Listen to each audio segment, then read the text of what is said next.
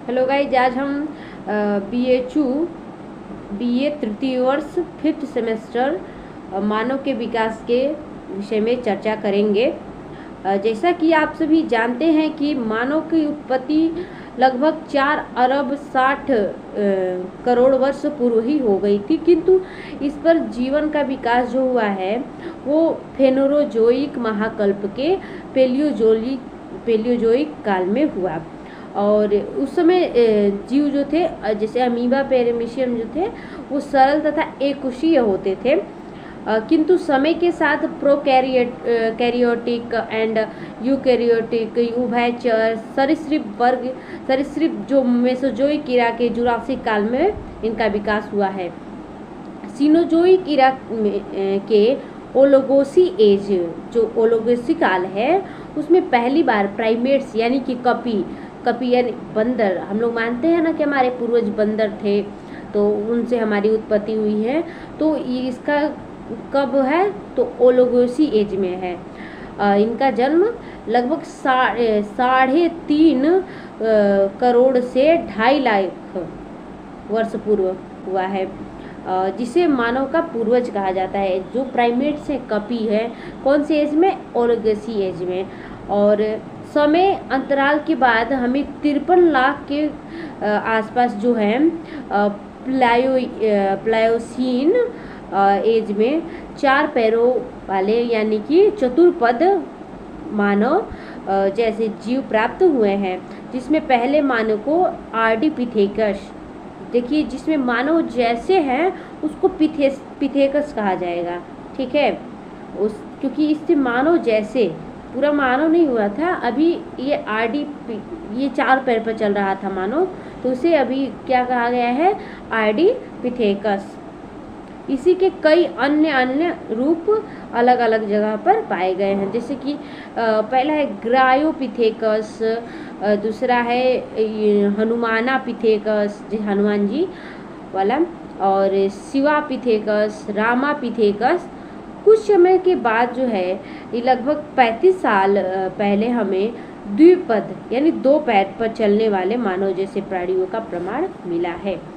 पहला प्रमाण लूसी का है, जिसे पहली मानव माता कहा जाता है। जो लूसी है उसे पहली मानव माता कहा जाता है। ये दक्षिणी रेखा पर स्थित एक देश है अफ्रीका में, केन्या, उसी पर पाई गई है। इसे ऑस्ट्रेलियोपिथेकस कहा गया। ऑस्ट्रेलियोपिथेकस के हमें कई प्रकार हैं, मतलब इसके भी 5 प्रकार हैं। ऑस्ट्रेलियोपिथेकस किसे कहा गया है, लूसी को, जो कि पहली मानव माता है, उसे ऑस्ट्रेलियोपिथेकस कहा गया है। इसमें 4 प्रकार हैं। एक है एफ्रिकेशस, ऑस्ट्रेलियोपिथेकस एफ्रिकेशस, एक है ऑस्ट्रेलियोपिथेकस एफ्लिनेशस, एक है ऑस्ट्रेलियोपिथेकस बोसी, एक है ऑस्ट्रेलियोपिथेकस रोबस्टस, और 5वां है आपका होमो हैबिलिस, ऑस्ट्रेलियोपिथेकस होमो हैबिलिस। मानव विकास की शुरुआत विश्व के संदर्भ में पहला मानव जो है वो है वो ओल्ड वाई गार्ज से प्राप्त हुआ। ये ओल्ड वाई गार्ज कहाँ है, वो तंजानिया में है, ये भी अफ्रीका में ही इसका भी प्रमाण मिला है, और ये 19.5 साल पहले प्राप्त हुआ था। इसे पहला मानव इसलिए माना जाता है क्योंकि इसने पहली बार अपनी बुद्धिमत्ता का प्रयोग किया था, और इसने चॉपिंग यानी कि जो टूल्स बनाया था, इसलिए इसे आर्कियोलॉजी में मानव की परिभाषा दी गई है इसी के आधार पर, क्योंकि इसने चॉपिंग यानी कि जो भी है मानव टूल्स का ये निर्माण किया था अपनी बुद्धिमत्ता का प्रयोग करके।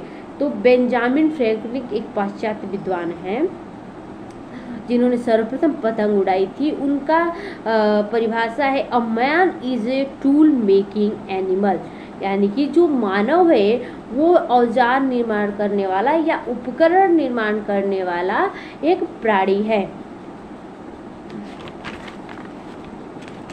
इसके बाद से भारत में एक मानव पाया गया है, जो कि ये जो पहला था आपका लूसी जो है, इसका जो है होमो हैबिलिस ये सीधा नहीं खड़ा होता था, मतलब इसका पीठ इसकी पीठ सीधी नहीं थी, पीठ थोड़ा सा झुका हुआ था, पीठ मुड़ी हुई थी।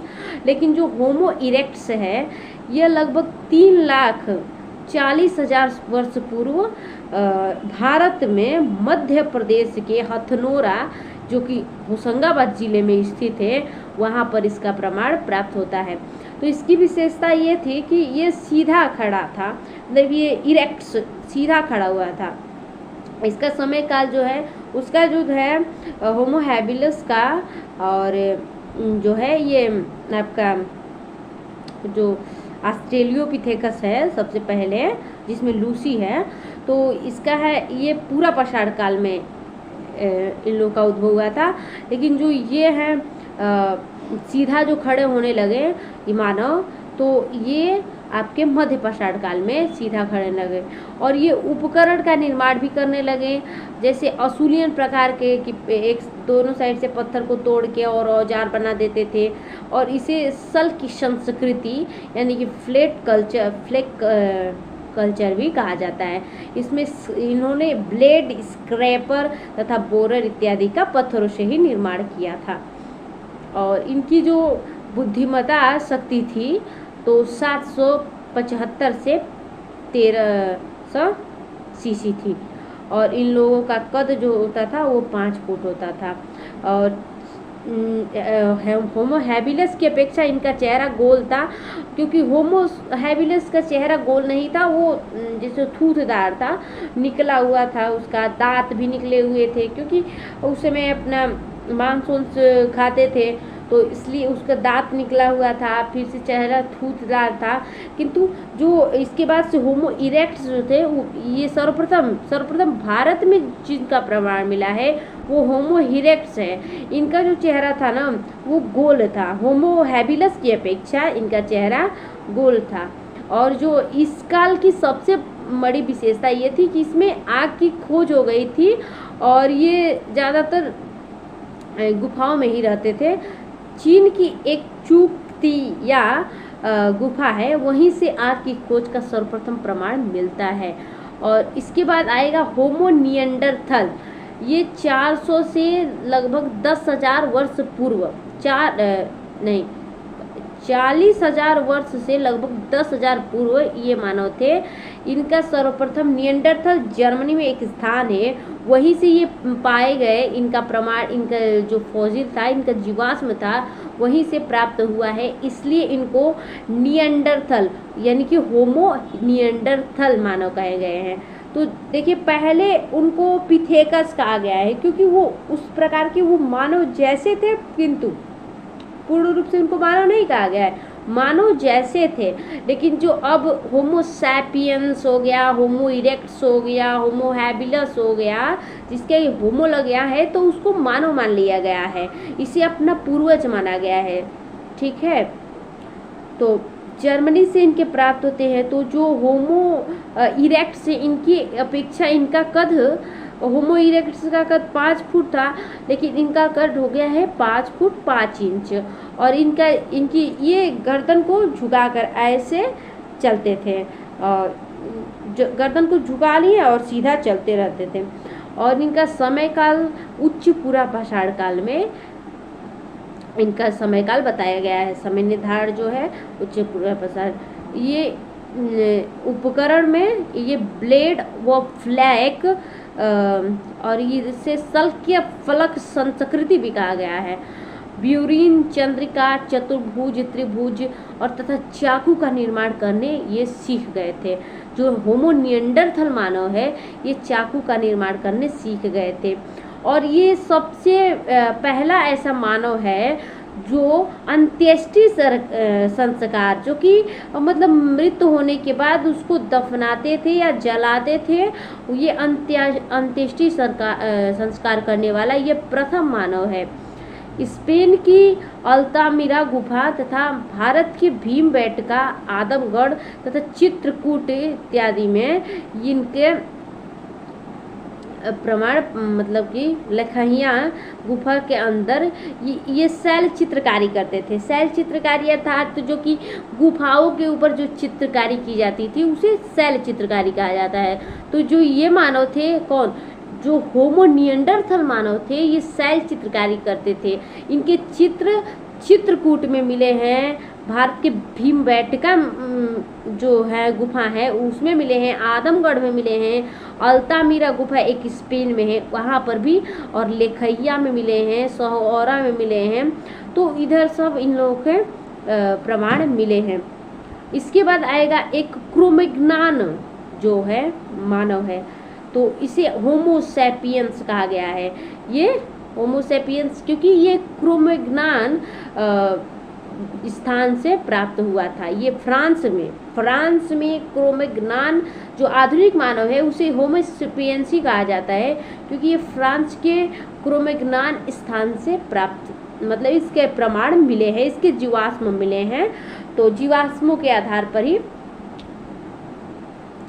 अन्य नाम इसके हैं चांसलेट, सनसलेट, क्रिमल्डी, मतलब इसके 3-4 नाम है। ये अब उन दोनों की अपेक्षा होमो erects, Homo sapiens, Homo habilis की अपेक्षा इसका कद बड़ा था। ये 6 फुट के होते थे और इसकी कपाल क्षमता जो होती थी, क्रैनिकल कैपेसिटी जो होती थी, वो अन्य मानवों की अपेक्षा इसकी क्रैनिकल कैपेसिटी ज़्यादा होती थी, यानी कि 1590 सीसी इसकी बुद्धिमत्ता शक्ति होती थी, क्षमता होती थी। ये सुगठित थे और ये इनका जो काल है मध्य पाषाण काल व नवपाषाण काल में इनका समय मिलता है। और ये इनकी विशेषता क्या थी, ये मृदभान का निर्माण करना सीख गए थे और इनकी प्रजाति जो है उन्हें काकेसस, मंगोलाइड, निग्राइड इत्यादि कहा जाता है। तो ये रहा मानव की उद्भव तथा मानव के विकास के विषय में आप लोग को जानकारी प्राप्त हुई है। और ऐसे ही आप लोग जो भी BHU का सिलेबस है उसके लिए मेरे चैनल को लाइक, शेयर, सब्सक्राइब कीजिए। धन्यवाद।